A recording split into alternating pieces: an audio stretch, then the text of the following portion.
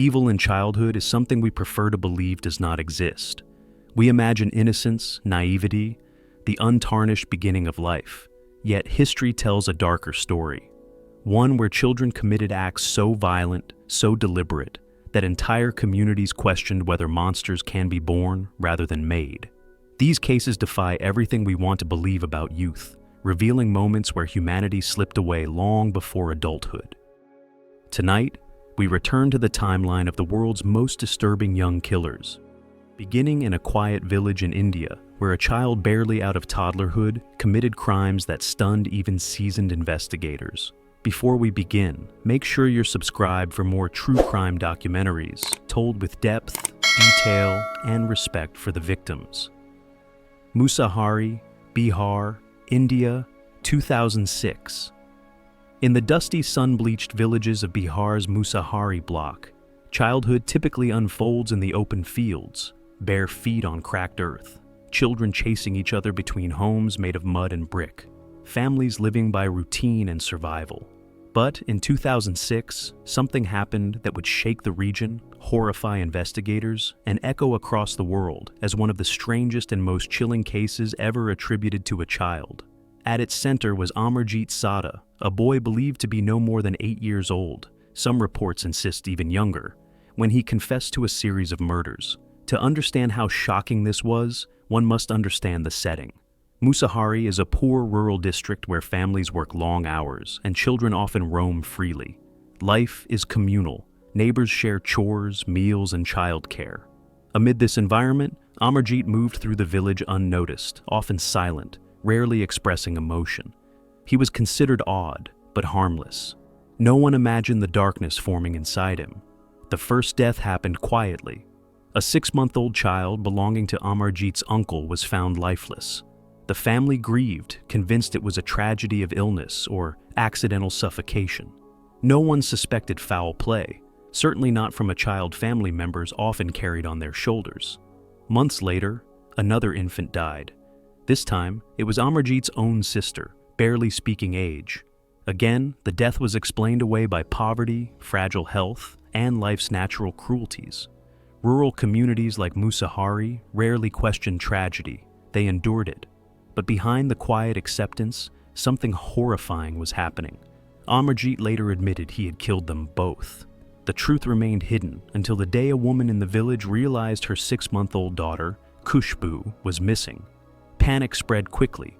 The child had last been seen sleeping in a local primary school building. When villagers confronted Amarjeet, who had been nearby, he did not run or deny anything. Instead, he guided them to the location where he had placed the baby's body under a pile of leaves. The scene froze.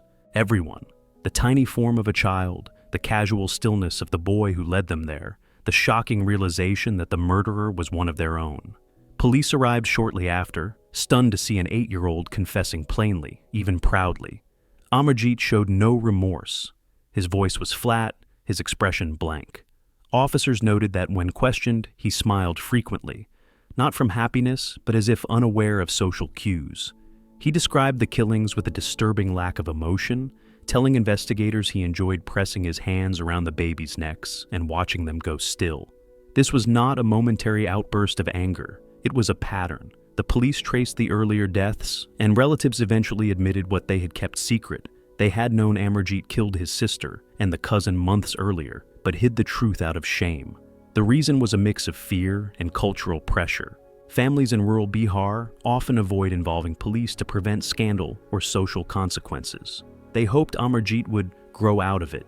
Instead, he escalated. Experts who later reviewed the case suggested he might fit criteria for childhood onset conduct disorder or early psychopathy, although formal psychiatric evaluation in such rural areas was limited. What made Amarjeet's case particularly shocking was his age. The lack of impulse control, empathy, and emotional development in a child. So young left investigators and psychologists questioning whether such behavior was born from trauma, neurological issues, or something far darker. After his arrest, Amarjeet was placed in a children's home rather than a traditional prison, as Indian law prohibits incarcerating children under 14. Staff members described him as moody, prone to sudden outbursts, and often detached from reality. He struggled to interact with other children, sometimes displaying aggression, other times becoming eerily quiet for hours. Reports claim he showed fascination when younger children cried or acted distressed. The details of his life after the children's home remain uncertain. Records suggest he stayed under juvenile supervision until he reached adulthood, after which his location became unknown, a fact that unsettles many familiar with the case. A boy who killed 3 infants before he even reached adolescence now walks freely somewhere in India. Identity changed, history sealed. The Amarjeet case forces one of the most troubling questions in criminology.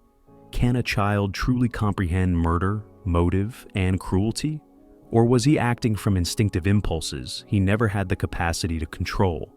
Regardless, the families of the victims carry the grief forever, and the village of Musahari will always remember the boy whose crimes became a symbol of evil emerging far too early. But Amarjeet was not the only young killer to shock the world during this era. In the United States, 2 middle school boys planned an attack that would forever reshape the national conversation about violence committed by children. Their names were Andrew Douglas Golden and Mitchell Johnson Jonesboro, Arkansas, March 1998. On the afternoon of March 24, 1998, the students of Westside Middle School were settling into a routine spring day. The sky was cool, the air still, and the hallways filled with the chatter of children carrying backpacks and jokes between classes. Nothing about the moment hinted at the horror waiting just beyond the school's brick walls. And yet, 2 boys, 11-year-old Andrew Douglas Golden and his 13-year-old friend Mitchell Johnson, were already setting up one of the deadliest school shootings ever committed by children. Andrew Golden was not the image most people conjure when they imagine a killer. He was small, quiet, and polite, a boy described as friendly by some teachers and oddly confident by others. Yet behind the facade, there were warning signs: a fascination with weapons, a habit of lying to impress others, and a manipulative streak that made him far more dangerous than his age suggested. At home, Andrew had unrestricted access to guns. His family believed he was responsible enough to handle them. They were wrong. The plan began with a fire alarm. Andrew knew that when the alarm sounded, students would file outside in neat lines, unsuspecting, following drills practiced countless times. He and Mitchell prepared a sniper-style ambush in a wooded area near the school, positioning themselves behind a hill that gave them a clear line of sight to the courtyard. They carried rifles, pistols, and dozens of rounds of ammunition stolen from their families. Just before 1 p.m., Andrew walked into the school hallway and pulled the fire alarm. The piercing bell echoed across classrooms. Teachers ushered their students out, assuming it was a drill or a harmless malfunction. Children poured into the courtyard, laughing, confused, unaware of the danger. And then the bullets started. At first, no one understood what was happening. Some thought the pops were firecrackers. Then screams erupted as students and teachers fell to the ground. Andrew and Mitchell fired steadily, reloading with a level of calm that stunned later investigators. They shot at random faces in the crowd, children their own age, teachers who had once encouraged them, kids who had shared lunches and classrooms with them only hours before. The chaos lasted only minutes, but felt eternal to the survivors. Teachers threw themselves in front of students. Children tried to crawl behind trees or sprint back toward the building. Bodies fell onto sidewalks and grass. In the end, 5 people were killed, 4 students and 1 teacher. 10 others were wounded. Andrew and Mitchell then fled the scene, attempting to escape into the woods. But police captured them quickly. When officers opened the stolen van they had used to transport weapons, they found food, camping, gear, and a chilling sign that the boys intended to run, not just from the school, but from their lives entirely. At the police station, Andrew appeared detached, almost smug. He showed no tears, no confusion, no remorse. Witnesses recalled that he seemed more concerned about missing an upcoming hunting trip than about the lives he had taken. Mitchell cried and rambled, but Andrew remained cold, his eyes scanning the room with an unsettling calmness for a child barely older than a 5th grader. Because they were minors, Arkansas law prevented them from being tried as adults. Andrew, only 11, was far below the legal cutoff for adult charges. He could not receive a life sentence. He could not even be held past his 21st birthday. The outrage from the community was immediate and fierce. Parents, teachers, and grieving families demanded justice that the law simply could not provide. During his years in juvenile custody, Andrew continued to display troubling behavior. Guards noted manipulation, dishonesty, and fascination with violence. Yet the system could do little but wait until he reached adulthood. On his 21st birthday, he walked out a free man. His name was sealed by law. His record, one of the deadliest school shooters of his era, was wiped clean. But the darkness inside him did not disappear with freedom. As an adult, Andrew repeatedly violated firearm regulations. He attempted to purchase a weapon illegally. He carried guns despite restrictions. He showed, again and again, that the impulses of his childhood had never been extinguished. Each arrest reignited public fury, but legally there was little that could be done. He had already paid, on paper, for the crimes he committed as a boy. The victims, however, never received a second chance. The families never received closure. The school forever carried the weight of that spring day, a day when childhood innocence collided with deliberate, calculated violence in a way that still echoes through discussions of juvenile crime. Andrew's case remains a terrifying reminder that age is not a barrier to evil. His intelligence, his planning, and his coldness forced investigators to confront a possibility they desperately wanted to avoid: that some children, even before adolescence, can understand violence well enough to embrace it fully. And as we move forward, we come to another case involving two young brothers, boys whose troubled home life ignited a deadly storm one night in Florida, leaving behind a crime scene filled with fire, fear, and the desperate struggle of a father who never saw the attack coming. Cantonment, Florida, November 2001. In the quiet, wooded stretches of Cantonment, Florida, the King family home sat back from the road, surrounded by pine trees and stillness. It looked like many southern houses, weathered, modest, lived in by a father and his two young sons who were trying to find stability after years of turbulence. But on the night of November 26, 2001, that home became the site of a crime that stunned the nation, not because of its brutality alone, but because the killers were barely more than children. 14-year-old Derek King and his younger brother, 12-year-old Alex, were soft-spoken boys who often looked far younger than their ages. Both struggled emotionally. Their mother had abandoned them years earlier. Their father, 40-year-old Terry King, was trying, sometimes desperately, to raise them alone. He kept a strict household, demanding order and discipline, but not cruelty. Still, the boys felt isolated, resentful, and increasingly drawn to escape. That escape came in the form of a young adult named Ricky Chavis, a man in his early 30s with a criminal history and a reputation that made neighbors uneasy. Chavis befriended the boys, offering the things they felt starved of: attention, freedom, and the illusion of understanding. What Terry saw as dangerous influence, the boys saw as rescue. They spent more time at Chavis's home than their own, slipping away from the rules Terry had set. But Chavis was not a savior. His intentions were far darker. Investigators later found disturbing signs of manipulation, grooming, and psychological control. Chavis had taken advantage of the boys' vulnerability, drawing them into his orbit with gifts, praise, and whispered promises that life with him would be better. The boys, eager for acceptance, clung to his words. On the night of the murder, the King home was quiet. Terry fell asleep in his recliner, an exhausted father ending another long day.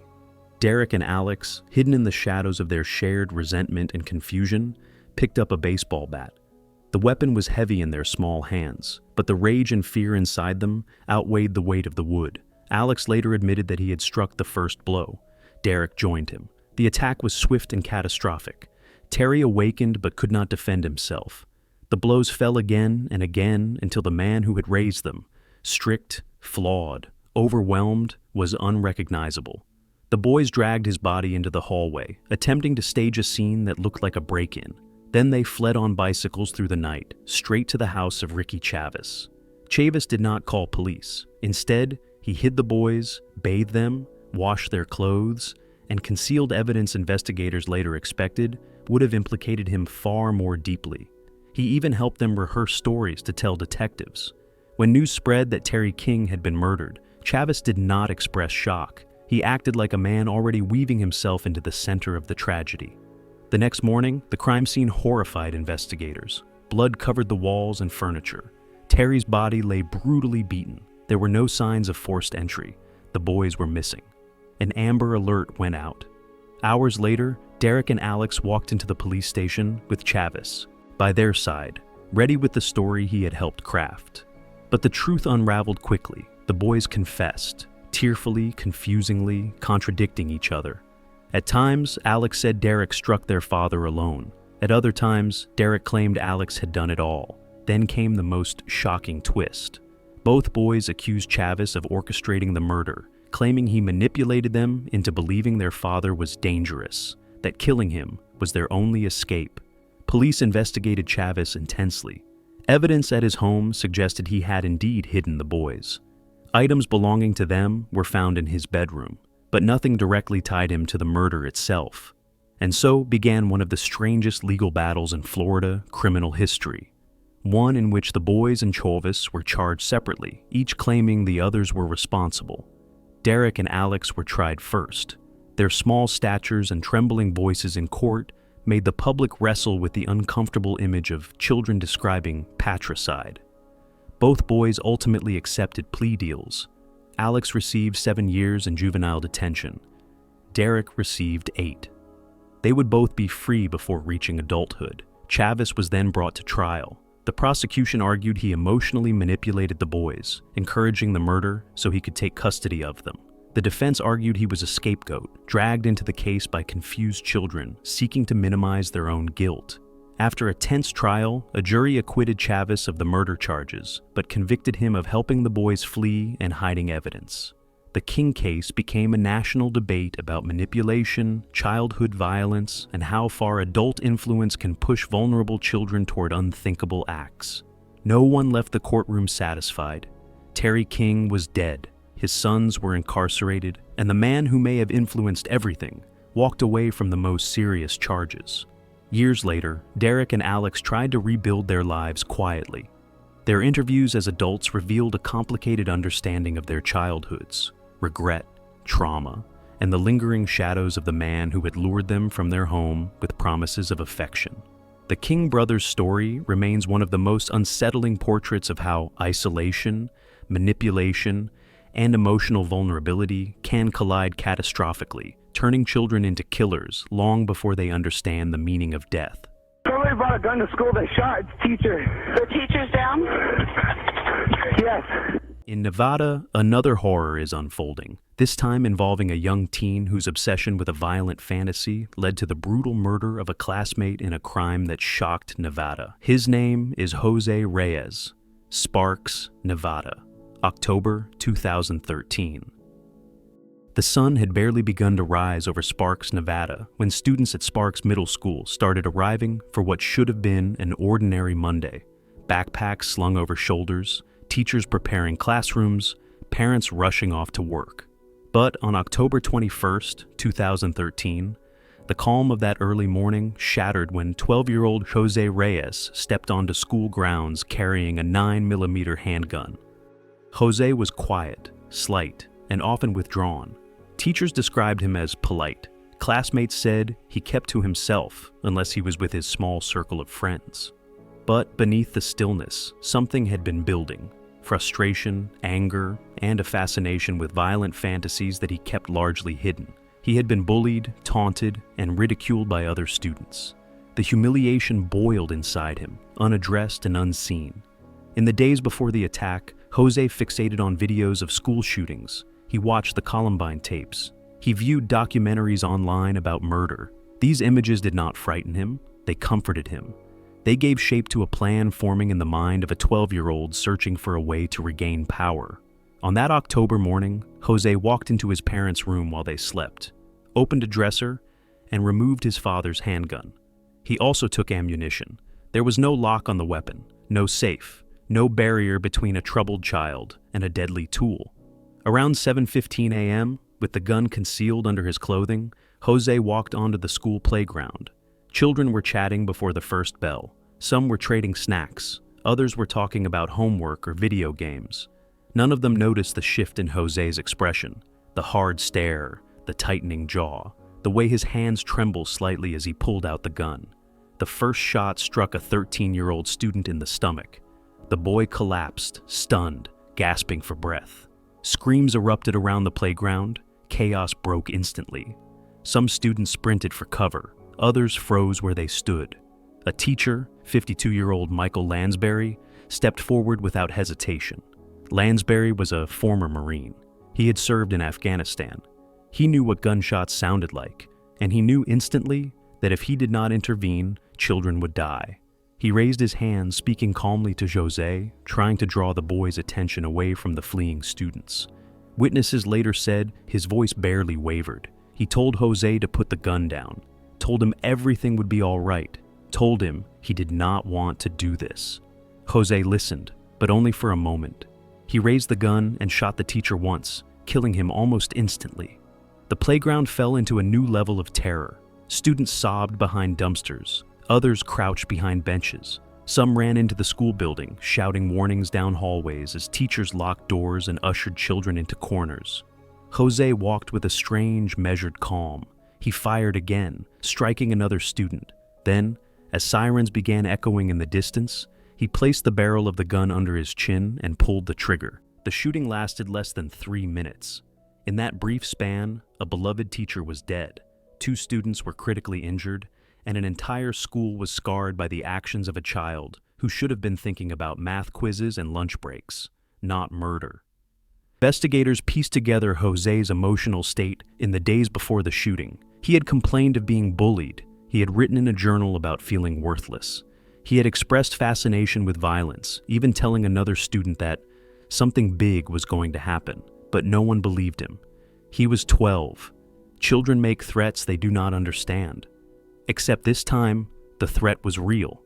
Police also discovered that Jose's father's gun had been left unsecured, despite state laws requiring firearms to be safely stored away from children. That failure cost 3 lives. Michael Lansbury, whose bravery remains a symbol of sacrifice. Jose himself, who never lived long enough to understand the gravity of his actions, and the innocence of every child who watched that morning unfold. In the aftermath, Sparks Middle School became a place of vigils, counseling sessions, and shattered routines. Students returned weeks later to halls filled with grief counselors and therapy dogs. Teachers tried to rebuild a sense of safety, but the memory of shots on the playground lingered in every locked classroom door. Jose's case continues to raise painful questions. How does a 12-year-old learn violence? What failures allow a child to reach for a gun instead of help? And how many signs must be ignored before tragedy becomes unavoidable? Despite the horror he caused, the portrait of Jose is not one of pure evil. It is one of suffering, isolation, and the lethal combination of untreated emotional pain and easy access to a firearm, a toxic formula that has repeated itself far too many times in American schools. Now we move to a different kind of child killer, one who did not attack classmates but targeted his own family in a moment of rage that stunned an entire community. Leeds, England, April 2014. In the quiet afternoon calm of Corpus Christi Catholic College in Leeds, the sound of 30 teenagers settling into a classroom was nothing unusual. Pens clicked, chairs scraped lightly across the floor. A veteran teacher greeted her students with the easy warmth of someone who had spent decades guiding young minds. But on April 28, 2014, as 24 children prepared for a routine Spanish lesson, 15-year-old William Cornick sat among them with a kitchen knife hidden in his school bag and a plan he had been nurturing for more than a year. William was not the kind of student anyone expected to erupt into violence. He was pale, slight, and unassuming. He laughed with friends, played video games, and blended into the fabric of school life with the anonymity common among quiet, intelligent teenagers. Yet inside him grew a darkness he shared only with a select group of peers, simmering hatred toward his teacher, 54-year-old Anne McGuire. Anne was beloved. She had taught at the school for more than 4 decades. Generations of students credited her with pushing them toward success. But to William, she became the focus of a resentment so intense that he spoke openly about wanting to hurt her. He told friends he wished she was dead. He joked about stabbing her. He said he hated her more than anyone else in the world. Most teenagers say reckless things. Most threats are empty. And so, when William circulated his dark fantasies, his friends assumed it was bluster, a boy blowing off steam, a teenager exaggerating to impress others. But William was not exaggerating. He had started counting the days. In the weeks before the attack, he wrote detailed messages about his intentions. He referred to the murder as if it were an upcoming event on a calendar. The disturbing part, and what haunts investigators still, is that he showed no emotional turmoil, no anxiety, no fear, only anticipation. He planned to stab Anne McGuire in front of a classroom full of students. He wanted witnesses. He wanted, he said, a kind of twisted legacy. On the morning of April 28th, he packed a silver-handled kitchen knife with a 6-inch blade into his school bag. He attended lessons as if nothing were different, speaking to classmates, taking notes, playing the part of the quiet student. But inside, he was waiting. When the Spanish class began, Anne circulated the room, offering guidance. She paused near William's desk. He rose suddenly, pulling the knife from his sleeve, and stabbed her in the neck and back. Students screamed, desks toppled, and a wave of panic spread across the classroom. Anne staggered into the hallway, clutching her wounds, desperately seeking help. Another teacher rushed to her aid, holding her as she collapsed, while staff members restrained William. He did not resist. He did not show fear. He simply stared, almost detached, as chaos erupted around him. Anne McGuire died shortly afterward in the hospital. The investigation revealed the depth of William's premeditation. He had told classmates the killing would be iconic. He claimed he wanted to serve time because prison sounded interesting. He had written lists about what he needed to bring. He planned escape routes and alternate scenarios. The callousness shocked even hardened detectives. Psychiatrists evaluated him extensively. They discovered no psychosis, no hallucinations, no break from reality. His mind was clear. His intention was deliberate. He believed Anne had wronged him academically, embarrassed him, and held him to standards he refused to meet. These small grievances, filtered through his warped perception, became justification for murder. In court, William remained emotionless. When asked if he felt remorse, he said no. He stated plainly that if he could, he would kill Anne again, and that he wished he had targeted another teacher as well. The judge called him highly dangerous and sentenced him to detention for a minimum of 20 years, one of the harshest sentences ever imposed on a British juvenile. Anne McGuire's family, students, and colleagues were left shattered. She had dedicated her life to education, shaping thousands of young people. Her death cut through the school community like a knife, leaving a wound that would not heal quickly. A memorial garden was built in her honor. Former students traveled from across the country to pay their respects. The case continues to raise painful questions about youth violence. How can a 15-year-old plan a murder with such cold clarity? How does hatred take root so deeply in someone so young? And how can a person be capable of smiling with friends one moment and committing a brutal killing the next? William Cornick is one of the most disturbing examples of a child whose inner world grew twisted in silence until the day it erupted into tragedy. He was not reacting impulsively. He was not overwhelmed or frightened. He was calm, methodical, and chillingly proud. Next, we move to another young killer whose act, unlike William's calculated attack, came from a single moment of explosive rage, one that turned a simple family argument into a national headline. His name is Joseph Hall, Riverside, California.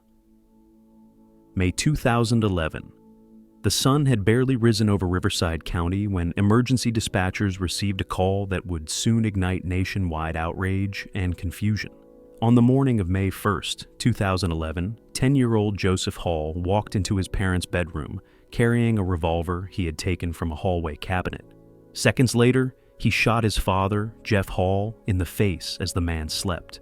The killing was swift, silent, and committed by a child who still wore cartoon character t-shirts and played video games. But the story behind the gunshot was anything but simple. Joseph's father, Jeff Hall, was not an ordinary parent. He was a well-known regional leader in a neo-Nazi organization, a man who regularly marched with swastika flags and delivered racist speeches. The home environment was steeped in violence, chaos, and extreme ideology.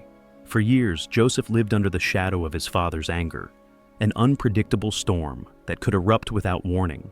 The boy had been diagnosed with behavioral issues from a young age: attention deficit hyperactivity disorder, learning disabilities, and emotional disturbances.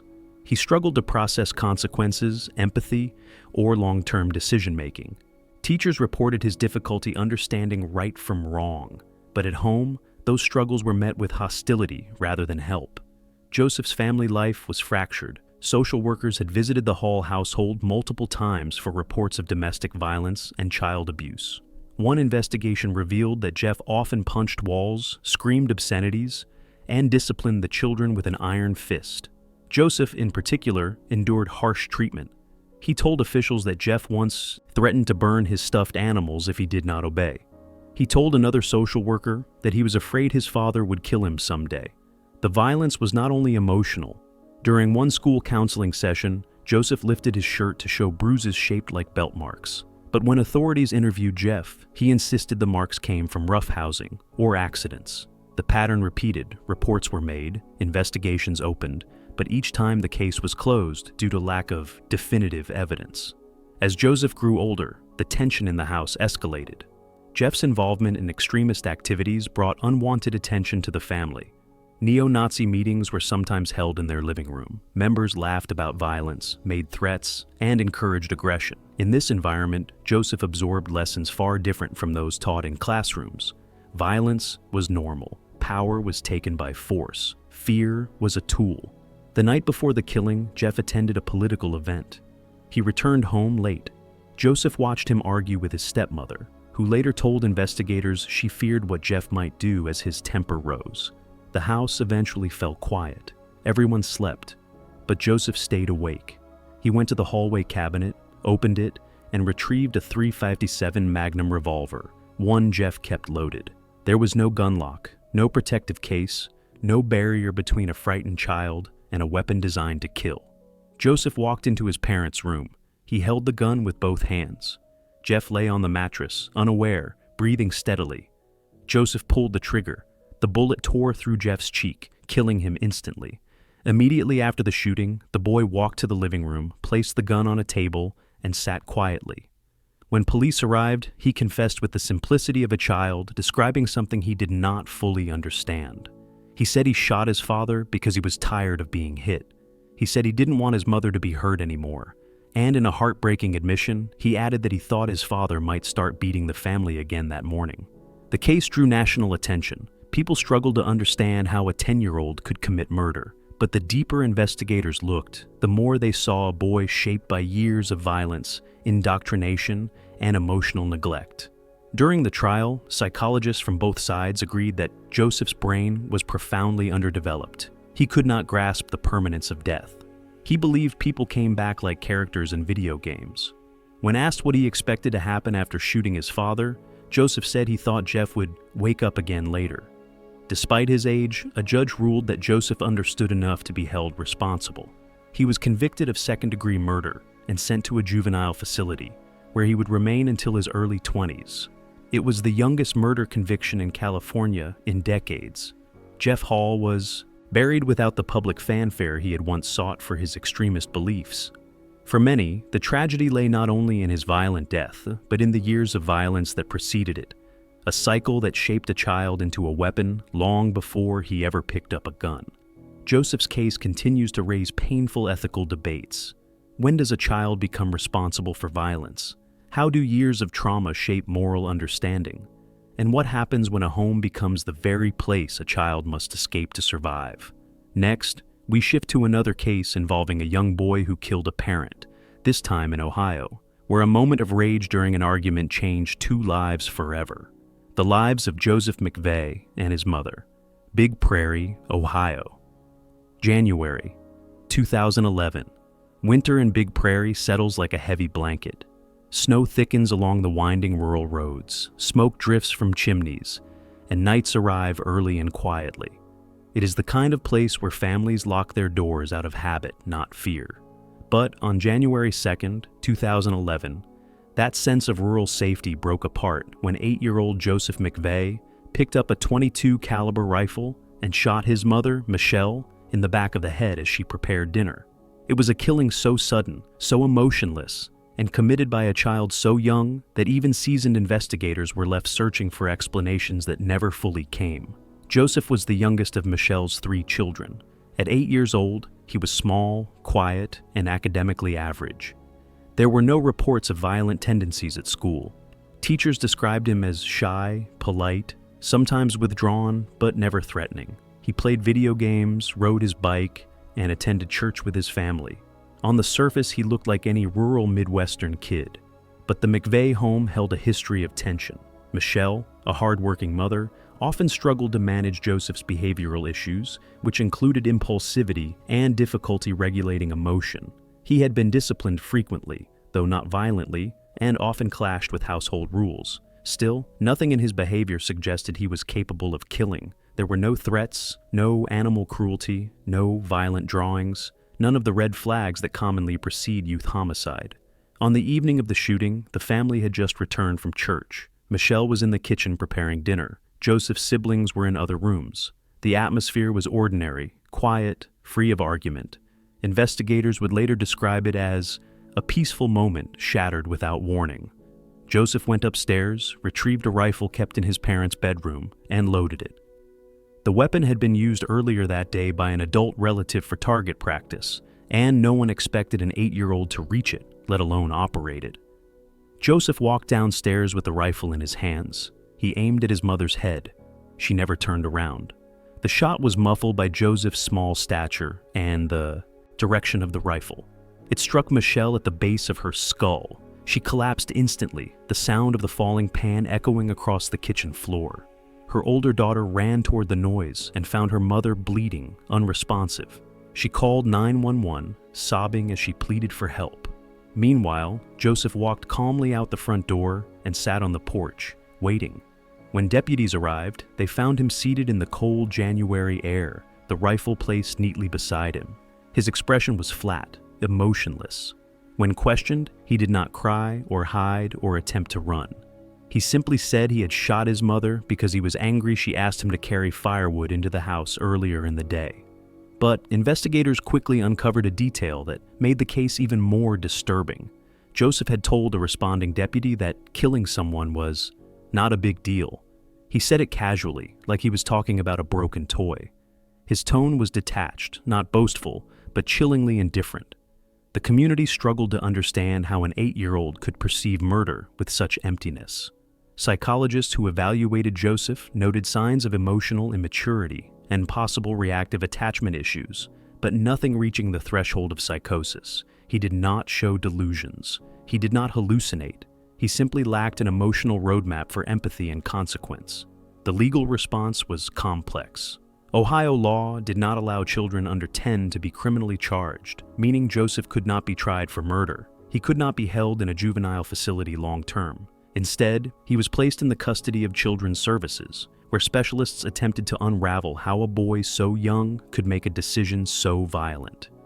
Interviews revealed a boy who understood the mechanics of shooting, but not the permanence of death. Joseph reportedly believed his mother would come back after a while. He did not comprehend that he had ended a life permanently. That misunderstanding, one tragically common among very young offenders, did not lessen the horror of his actions, but it did expose the profound developmental gap responsible for them. Friends and neighbors who knew Michelle described her as a loving mother, overwhelmed at times, but devoted to her children. She worked hard to support her family and provide stability. Her death left the community shaken and fearful. If an 8-year-old could do this without warning, what did that say about the unseen emotional turbulence inside children? Joseph's siblings suffered the most immediate trauma. They had lost a mother and, effectively, a brother.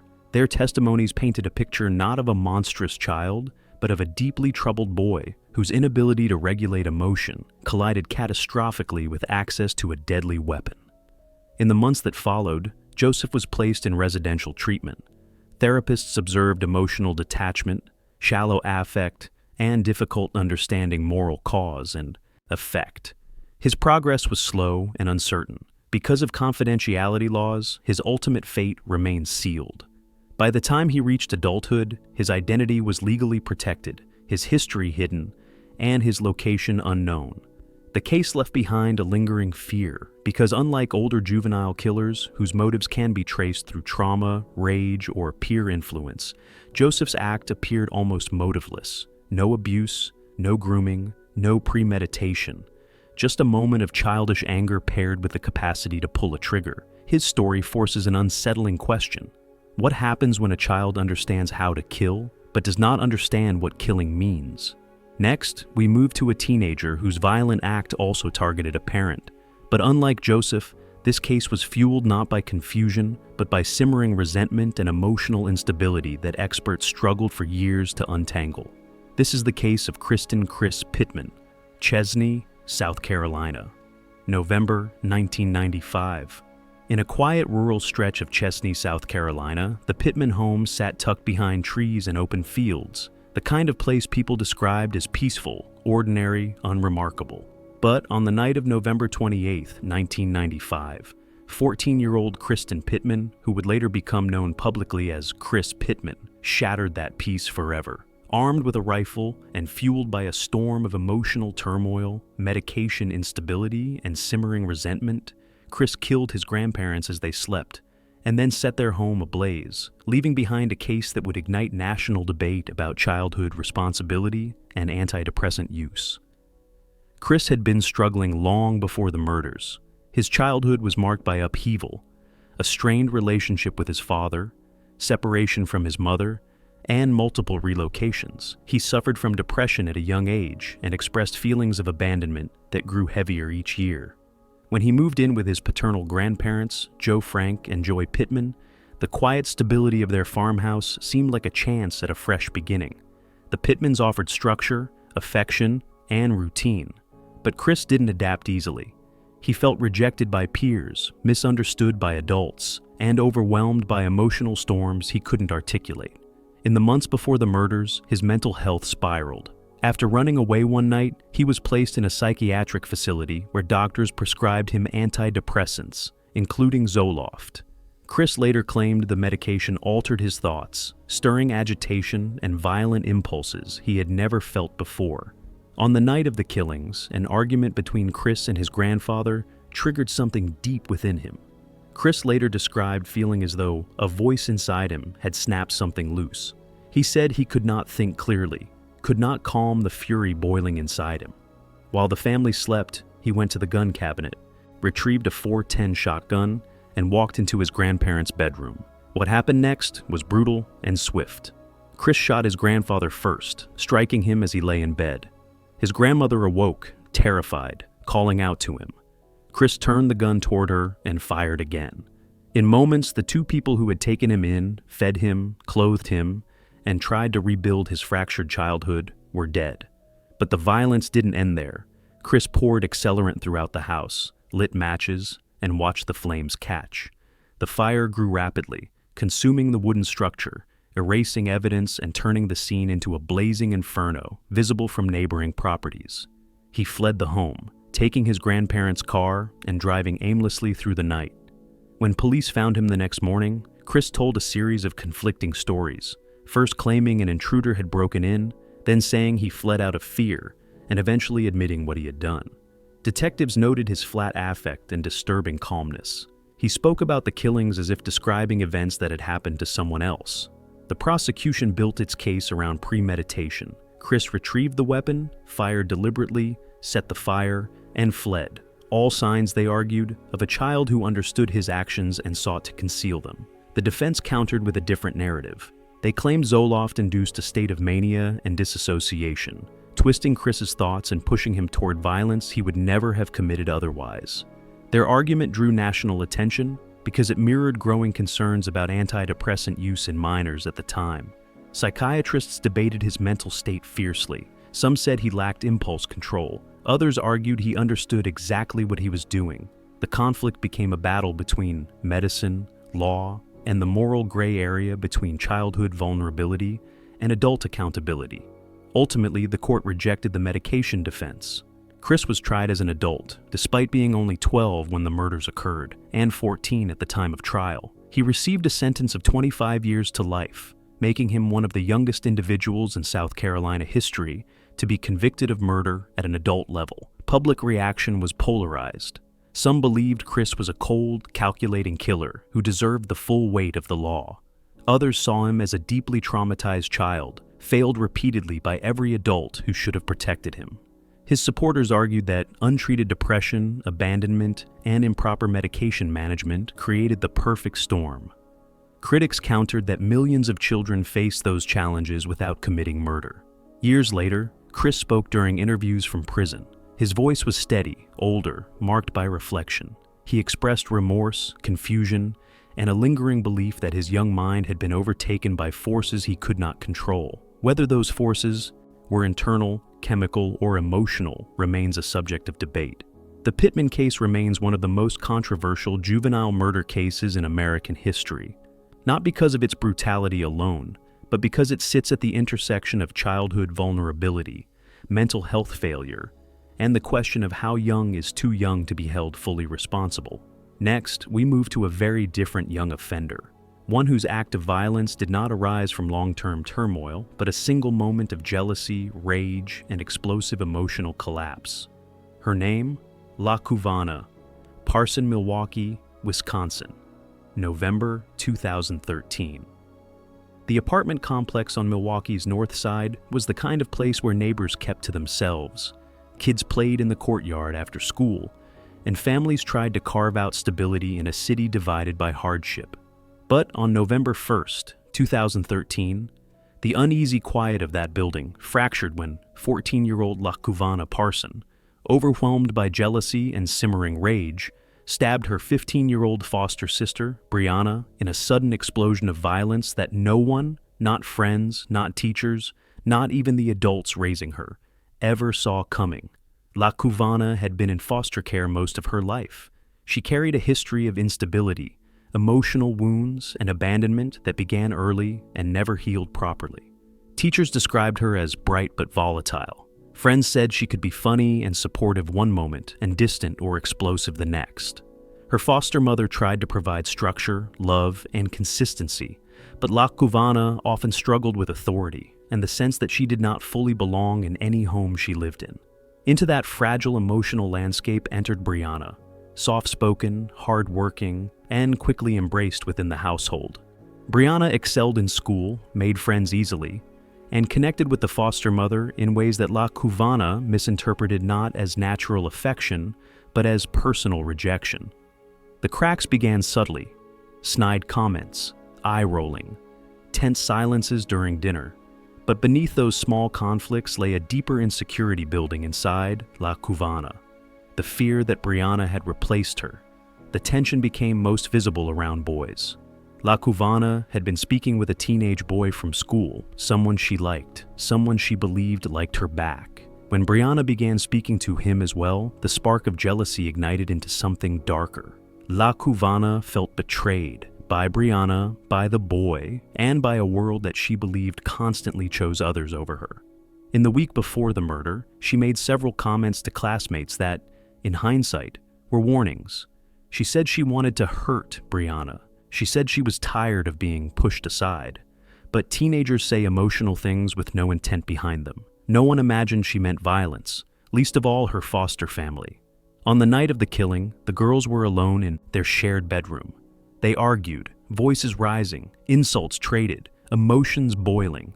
The foster mother, resting downstairs, did not hear the full argument. What happened next unfolded in seconds.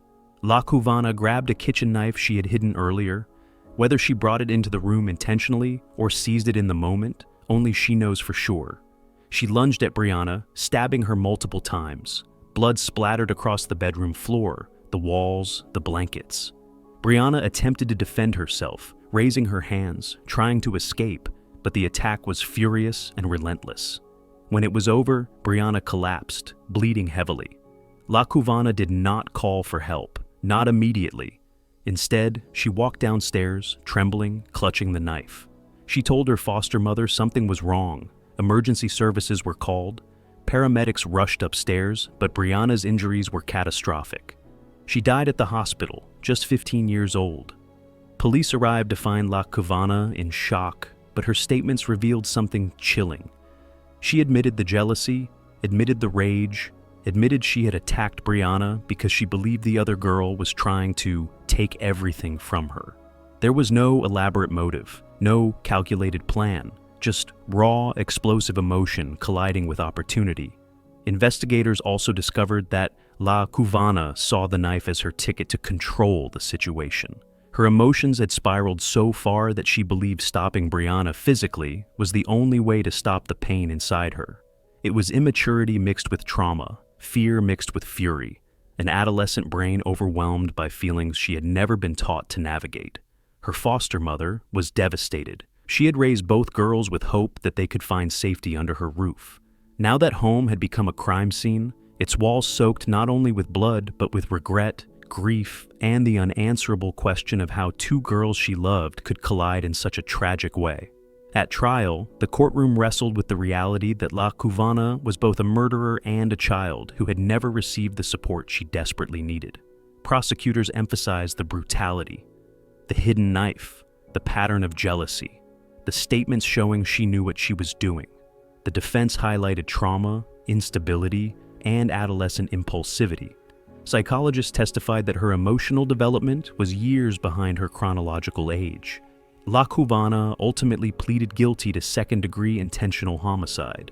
The judge acknowledged her traumatic upbringing, but also the seriousness of her actions. She received a sentence that allowed for eventual release, but ensured she would spend much of her youth in custody, receiving treatment, counseling, and education.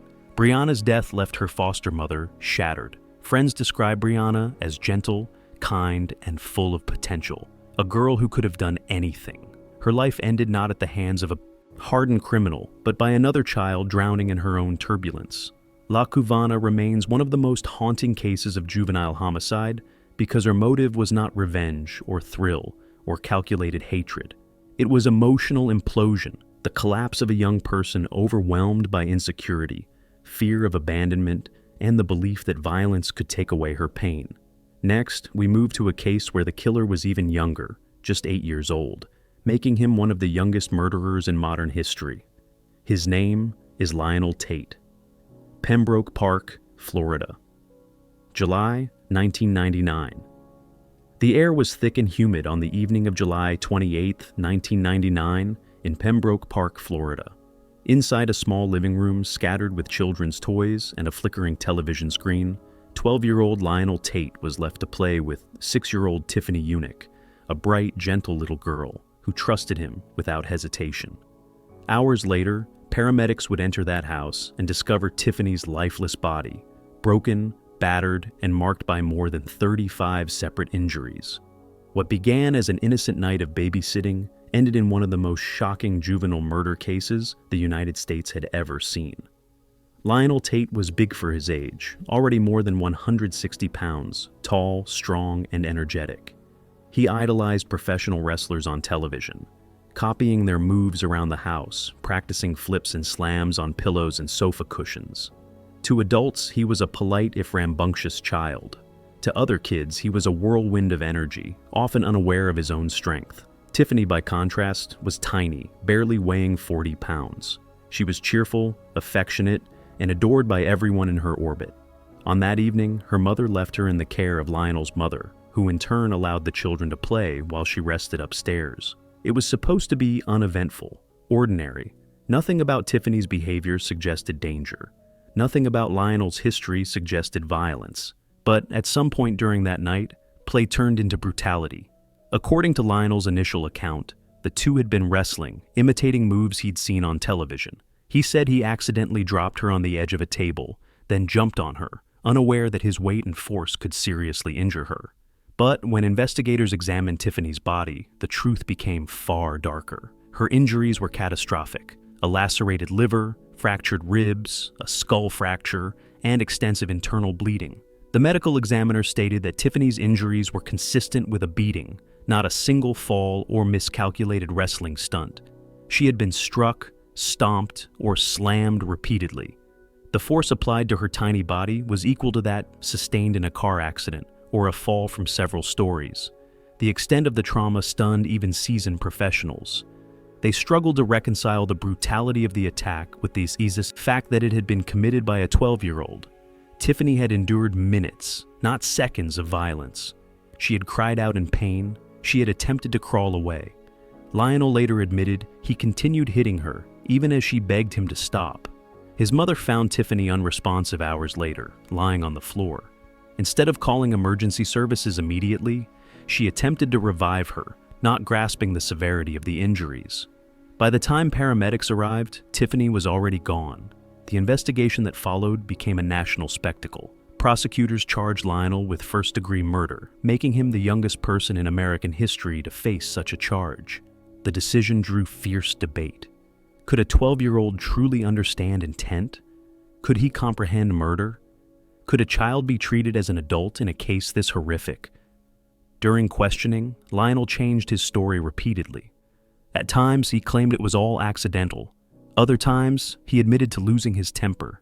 His accounts shifted as he attempted to lessen blame or avoid the reality of what he had done. But the physical evidence told a consistent story. Tiffany had been beaten to death. Lionel's trial raised questions about the influence of violent media on children. His defense argued that he had mimicked professional wrestling moves without understanding their lethality. They suggested he was too emotionally immature to grasp the consequences. But prosecutors countered that no wrestling move, television-inspired or otherwise, explained the sheer brutality of Tiffany's injuries. In 2001, at just 14 years old, Lionel was convicted of first-degree murder and sentenced to life in prison without the possibility of parole. The sentence caused national outrage. Critics argued that a child should never be condemned to die in prison. Supporters insisted that the severity of Tiffany's death demanded the harshest penalty.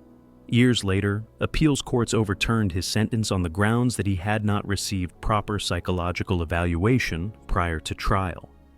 In 2004, Lionel was released under strict conditions and placed on probation. But his release did not bring redemption. Within months, he violated probation by fleeing from police after committing an armed robbery. More violations followed. In 2006, he was convicted of robbing a pizza delivery person at gunpoint. The boy who had once claimed he didn't understand violence now demonstrated a pattern of criminal behavior. The cycle that began with Tiffany's death never truly ended. Lionel's adulthood became a series of incarcerations, squandered second chances, and continued aggression. He remains behind bars today, serving decades for crimes that occurred long after the night he took Tiffany's life. Tiffany's family has spent decades grieving not only the loss of their little girl, but the way her death became overshadowed by debates about child offenders and sentencing laws. To them, she is not a symbol, not a political talking point. She is a daughter whose future was stolen by a boy who never understood the finality of what he had done. Lionel Tate's case remains one of the most disturbing examples of extreme violence committed by a child, not because he was born evil, but because he demonstrated how deadly a child's unrestrained anger, strength, and confusion can become when paired with a catastrophic absence of impulse control. Evil in these stories doesn't arrive fully formed. It grows quietly, in neglect, in rage, in confusion, in the cracks where guidance should have been. Some of these children were shaped by violence long before they ever inflicted it. Others acted from jealousy, fear, or a darkness even experts struggle to explain. But each case forces us to confront a chilling truth. Age does not always protect innocence, and the line between childhood and horror is sometimes unimaginably thin. If you want more deep, carefully researched true crime documentaries like this, make sure you subscribe so you never miss the next one. And before you go, where in the world are you watching from tonight? Stay with us, stay safe, and maybe close the door tonight, because the next story could be closer than you think.